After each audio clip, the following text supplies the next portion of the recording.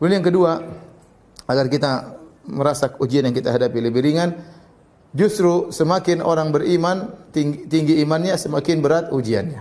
Semakin tinggi imannya, semakin berat ujiannya. Kata Nabi SAW waktu ditanya, "Man asyaddun nasi bala'an ya Rasulullah?" Siapa orang yang paling berat ujiannya? Nabi SAW mengatakan, "Al-anbiya", para nabi. Tsumma salihun, kemudian orang saleh. Tsumma al-amsal fal amsal, kemudian selanjutnya dan selanjutnya. Yubtala rajulu ala qadri imanihi, seorang diuji berdasarkan kadar keimanannya. In kana fi imanihi salabatun zida fi bala'i, kalau diuji ternyata imannya masih kuat, Allah tambah ujiannya. Wa in kana fi imanihi riqatun khufifa anhu, kalau ternyata diuji dia enggak kuat, maka ujiannya dikurangi. Dari sini tahu bahwasanya Allah tatkala beri ujian, Allah sudah tahu kadarnya bahwasanya si fulan ini kuat. Makanya Allah berikan ujian sesuai dengan kadar keimanan seorang. Ya, dia mampu, kalau dia bersabar dia mampu menghadapi ujian ini. Kita husnudzan kepada Allah bahwasanya Allah tatkala memberi kita ujian, sebenarnya kita mampu, tinggal kita bagaimana menguatkan iman kita. Karena Allah memberi kadar ujian sesuai dengan kemampuan iman seseorang. Dan semakin tinggi iman seorang, semakin berat ujiannya. Makanya orang paling berat ujiannya Nabi sallallahu alaihi wasallam, ya. Kalau kita renungkan bagaimana ujian Nabi sallallahu alaihi wasallam, semua sisi kehidupan Nabi diuji, ya, semuanya. Dari sisi ekonomi, dari sisi fisik, dari sisi mental. Kita coba bayangkan, Nabi sallallahu alaihi wasallam lahir dalam kondisi yatim. Sudah diuji. Kemudian tatkala umur 6 tahun ibunya meninggal di kota namanya Abwa antara Mekah dan Madinah. Kalau meninggal di Mekah, banyak keluarganya di Mekah. Kalau meninggal di Madinah, banyak keluarganya di Madinah. Tapi ternyata ibunya meninggal di tengah-tengah di antara keduanya. Yang Nabi tatkala usia 6 tahun melihat ibunya sakit sampai meninggal di suatu tempat yang tidak ada keluarga ayahnya dan juga tidak ada keluarga ibunya. Meninggal di kota yang jauh, dan itu adalah ujian tersendiri bagi Nabi sallallahu alaihi wasallam. Kemudian dirawat oleh kakeknya, kemudian dirawat oleh pamannya. Umur 8 tahun Nabi sallallahu alaihi wasallam sudah menggembalakan kambing untuk mendapatkan upah untuk bisa membantu kehidupan pamannya yang penuh dengan kekurangan, ya. Kemudian setelah itu, ya, beliau pun dewasa, kemudian berdagang, akhirnya menikah dengan seorang wanita yang sangat membahagiakan dia, dialah Khadijah radhiyallahu taala anha. Yang Nabi hidup bersama Khadijah 25 tahun dan Khadijah tidak pernah mengangkat suaranya sama sekali kepada Nabi sallallahu alaihi wasallam. Bukan seminggu, 2 minggu, 25 tahun Khadijah tidak pernah mengangkat suaranya di hadapan Nabi sallallahu alaihi wasallam. Sebagian bapak ketawa-ketawa ya. Saya ulangi, Khadijah 25 tahun.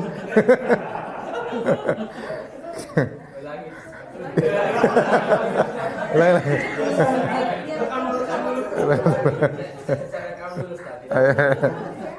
Khadijah 25 tahun tidak pernah mengangkat suaranya. Ibu juga bilang, itu kan suaminya Nabi sallallahu alaihi wasallam.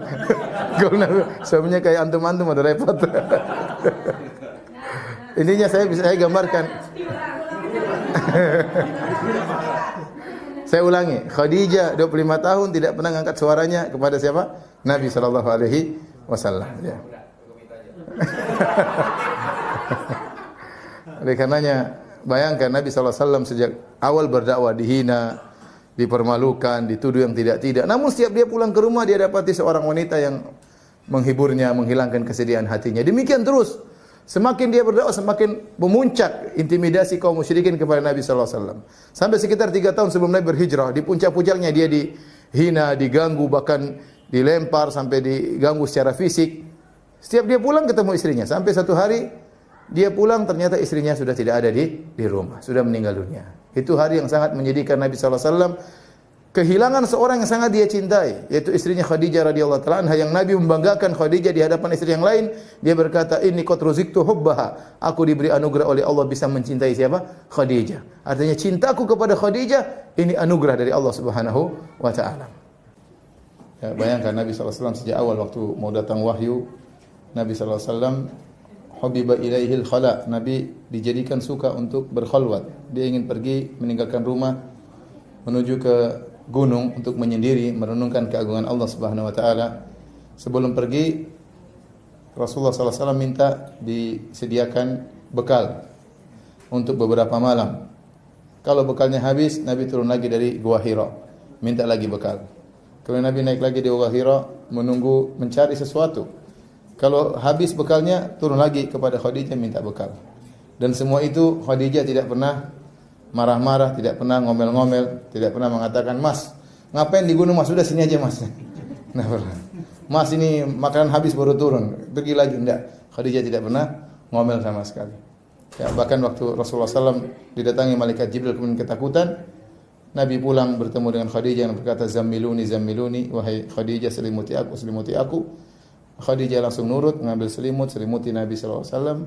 Tidak berkata, "Tunggu dulu Mas, ada apa yang terjadi? Cerita dulu Mas, jangan dulu bilang, ada apa? Cerita dulu. Saya kan sudah bilang, ngapain kesana kan? Makanya dengar kata mama, jangan." Panjang ceritanya. Intinya kita bayangkan seorang Rasul SAW memiliki wanita seperti ini, istri yang sangat luar biasa, tiba-tiba meninggal di saat-saat dia sedang diintimidasi oleh kaum musyrikin. Ini ujian yang sangat besar.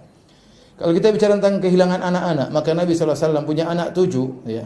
6 dari Khadijah, 1 dari Maria Al-Qibtiyah. Semuanya anak-anaknya meninggal di zaman kehidupan Nabi kecuali Fatimah. Fatimah meninggal 6 bulan setelah wafatnya Nabi SAW. Tapi semua anaknya meninggal. Bayangkan seorang ayah, anaknya meninggal satu demi satu.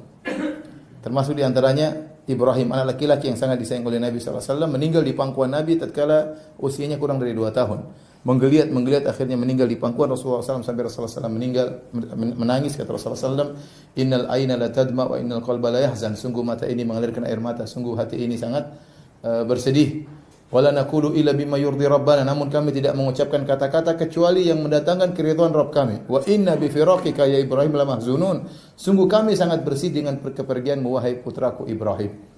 Oleh karena Nabi SAW pernah menasihati seorang wanita yang anaknya meninggal dunia, dia menangis-nangis di kuburan. Kata Nabi, "Hadhihi isbiri wattaqillah." Wahai fulana, sabarlah, bertakwa kepada Allah. Kemudian dia berkata, "Ilaika anni, pergi engkau, innaka lam tusab bi musibati." Kau tidak merasakan musibahku. Dia tidak tahu Nabi bukan cuma satu kehilangan anak, 6 anaknya hilang. Rasulullah SAW.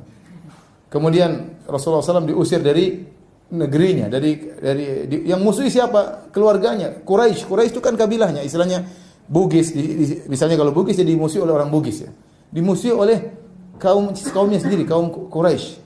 Kemudian diusir dari pamannya sendiri Abu Lahab. Mengejar Nabi kemana-mana datang dilempari oleh batu oleh pamannya sendiri, omnya Abu Lahab. Kemudian Nabi SAW ya diusir pergi ke Taif, dilempar dengan batu sampai kakinya berdarah. Waktu perang Uhud sampai wajahnya berdarah, berlumuran darah.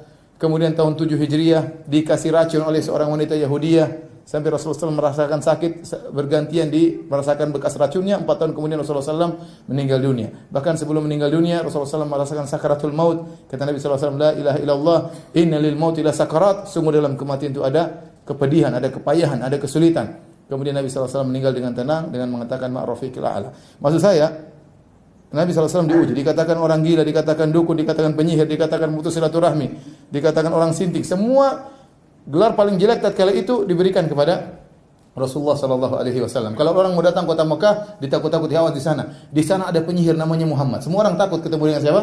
Rasulullah SAW. Kita tidak pernah digitukan. Ya. Saya tidak pernah dibilang orang gila, tidak pernah. Ya. Saya enggak pernah dibilang dukun, tidak pernah. Ya. Paling dibilang Wahabi aja.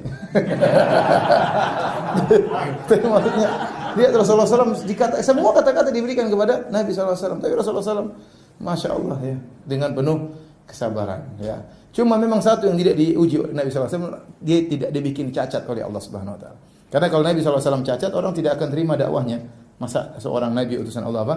Cacat. Tapi dari sisi yang lain, ekonomi susah, kehidupan sulit, ya semuanya dialami oleh Rasulullah SAW. Baik.